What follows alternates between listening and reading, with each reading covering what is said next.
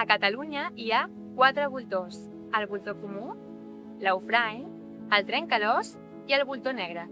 En aquest reportatge ens centrarem en la darrera espècie, protagonista d'un programa de recuperació que la Fundació Trenca, on treballo, du a terme des de fa anys per afavorir el seu retorn a casa nostra. Acompanyarem l'equip durant una de les tasques més exigents de la conservació, el seguiment dels polls als nius, una feina que requereix recórrer llargues distàncies i suportar les altes temperatures de les setmanes més caloroses de l'any.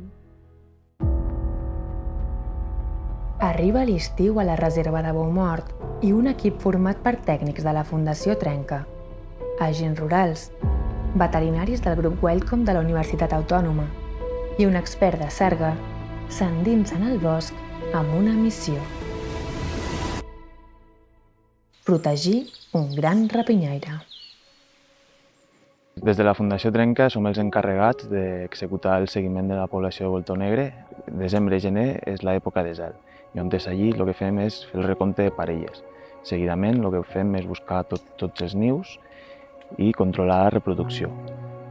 Controlem la posta, el naixement i després el creixement dels polls. Els agents rurals col·laborem a través del grup de suport de muntanya, que és un grup especialitzat en treballs verticals. També per part del cos d'agents rurals aportem anelladors experts que efectuen pròpiament el que és el marcatge dels polls de voltor.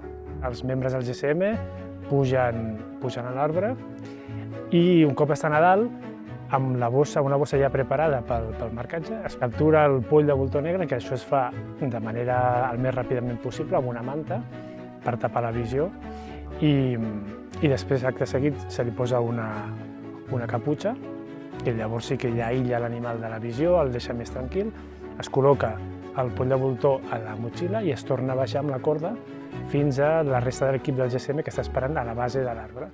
Una vez los agentes rurales bajan el pollo se pesa y se comienza a tomar una serie de muestras. Cogemos una muestra de sangre para realizar una analítica sanguínea completa y de esta sangre también se realiza el sexaje del pollo y se analizan también valores toxicológicos como el plomo, la presencia de tóxicos como los rodenticidas, antiinflamatorios o residuos de antibióticos. Aparte de la muestra de sangre, también cogemos otras muestras, que son unos hisopos tanto de la cavidad oral como de la cloaca, y con estos hisopos lo que hacemos es detectar la presencia o ausencia de algunos agentes infecciosos o parasitarios y también la presencia de resistencias antimicrobianos. Els marcatges s'executen quan els polls tenen 80 dies, més que res pel desenvolupament del poll. Si passéssim dels 90 hi hauria possibilitat, perquè ja són més grans, ja comencen a exercitar possibilitats de que poguessin caure del niu, i també una mica a l'hora de ficar anelles i a l'hora de ficar el GPS ja tenen un creixement més o menys a lo que seria la mida d'un adult. Normalment els polls van anellats amb una anella metàl·lica, que és l'anella oficial, amb un codi que això ve donat per l'ICO, que és l'entitat que gestiona l'anellament a Catalunya, i a l'altra pota es posa una anella de lectura a distància per poder fer el control d'aquests voltors amb telescopi. Alguns polls es marquen amb dispositius GPS que permet el seu seguiment a distància, i per això comptem amb l'ajuda del Govern d'Aragó amb tècnics de l'empresa Sarga que ens ajuden al marcatge amb GPS d'alguns polls.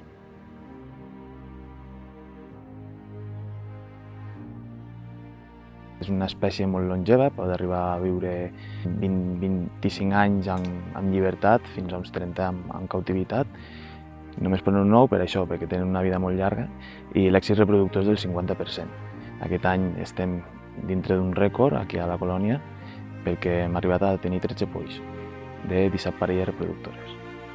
Aparte de para evaluar el estado de salud de los pollos y ver cómo está yendo el programa de reintroducción y poder evaluar un éxito a largo plazo, el hacer un control sanitario y detectar presencia de tóxicos o otros residuos medioambientales es importante para evaluar la salud medioambiental, ya que las grandes rapaces y animales como los buitres, que son carroñeros, son también centinelas e indicadores medioambientales de grandes cambios.